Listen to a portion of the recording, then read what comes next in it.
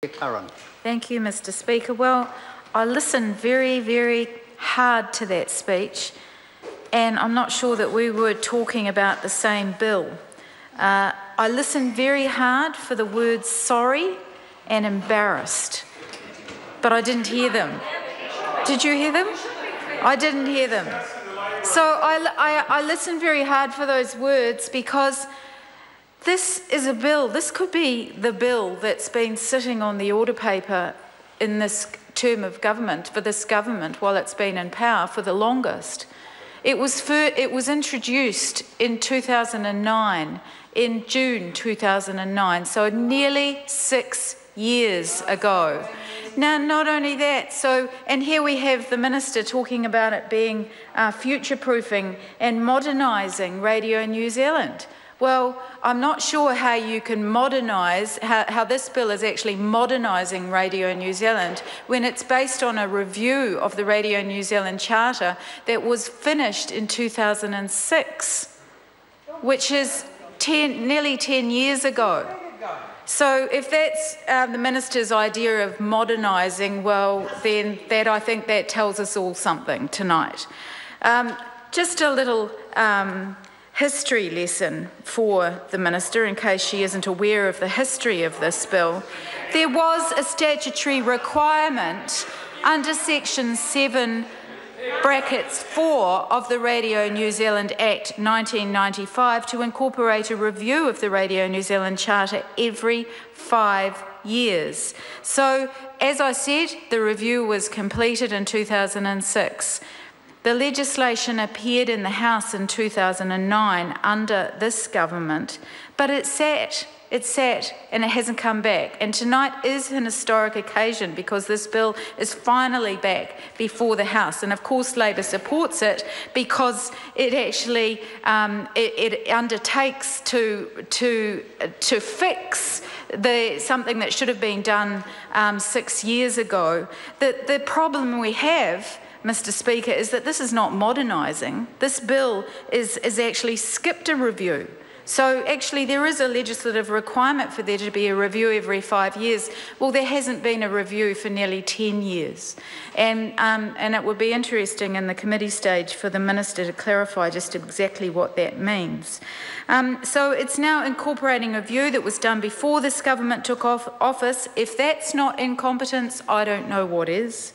If it's not blatant disregard for the importance of Radio New Zealand, then I don't know what is. And the Minister says it's an iconic institution. Well, that government could have treated it with more respect by passing this legislation 6 years ago instead of leaving it languishing on the order paper.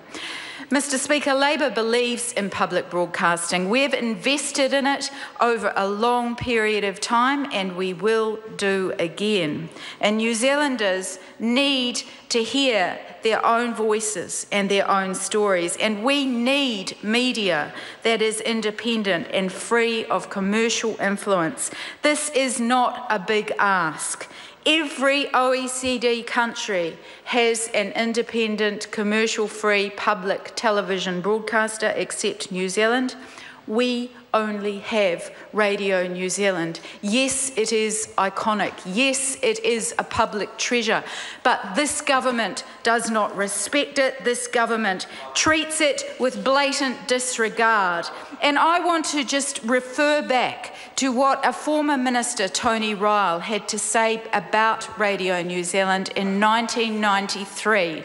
And he said, "I believe that we should be putting up for tender the provision of a concert program network and the provision of a national radio network. At present, it costs taxpayers some $20 million to provide those networks, but those services could be provided to an equivalent, if not better standard, by an alternative provider." His government still believes this, and the extraordinary amount of time that it has taken to get this legislation back before the House is testament to that. Mr. Speaker, this government tolerates Radio New Zealand because it knows that to get rid of it or to make it commercial, as it did with TVNZ, would be a step too far. New Zealanders wouldn't stand for it. So this government tolerates it. They freeze it. They refuse to be interviewed by it. They treat it with disdain, and it is shabby treatment of a national treasure. They have to pass this bill. This is embarrassing for them. And it was embarrassing to hear the Minister get up tonight and talk about modernising Radio New Zealand when there's been a piece of legislation to update the Charter sitting on the order paper for 6 years. They have to pass this bill, but the real agenda of this government is to erode public media, and that is what they have been steadily doing for the last 6 years. The legacy of this government, of the national government, is frozen Radio New Zealand funding, frozen for 6 years. This is the 7th year that Radio New Zealand has existed under the same funding regime. And the Minister has the gall to say how fabulous she thinks it is. Well, it needs investment. It needs to be treated with more respect because it's the only public broadcaster that New Zealand has. New Zealand On Air has had its funding frozen for that same 6 years. This government abolished the TVNZ Charter. They commercialised TVNZ, and that was just confirmed to my colleague Chris Farfoy in a select committee recently, where they acknowledged that they are now a fully commercial operation. They just happen to be owned by the government. There is no TVNZ public television charter. It is a fully commercial entity. This government appointed the Prime Minister's electorate chair to the board of New Zealand On Air and tried to influence the screening of a documentary on child poverty before the 2011 election. Stephen McElway, does everybody remember that story? Well, he's still on the board of New Zealand On Air and he is still exerting influence.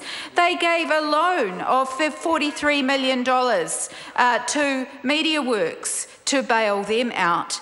They sold TVNZ land to Sky City. There has been the debacle around the appointment of the Māori television Chair Paula Maxwell with links to the Māori Party and to the national government. There's been the frightening purge of journalists, quality journalists from Māori television. There's been an inquiry into Shane Tarima, but the refusal to countenance an inquiry into political interference in Māori television or New Zealand On Air. And now, when a show like Campbell Live looks like being axed, all the Prime Minister has to say is that its primary role was entertainment and not to hold the government to account. Well, that statement tells us a lot, Mr. Speaker, doesn't it?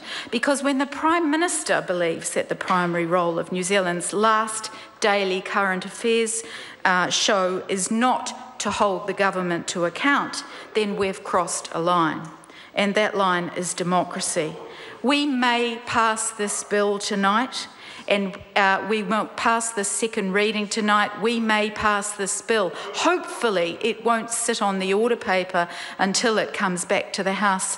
It won't sit on the order paper for long. We may pass this bill, but under this government, there's no doubt that there's a clear agenda to repress an independent, questioning media.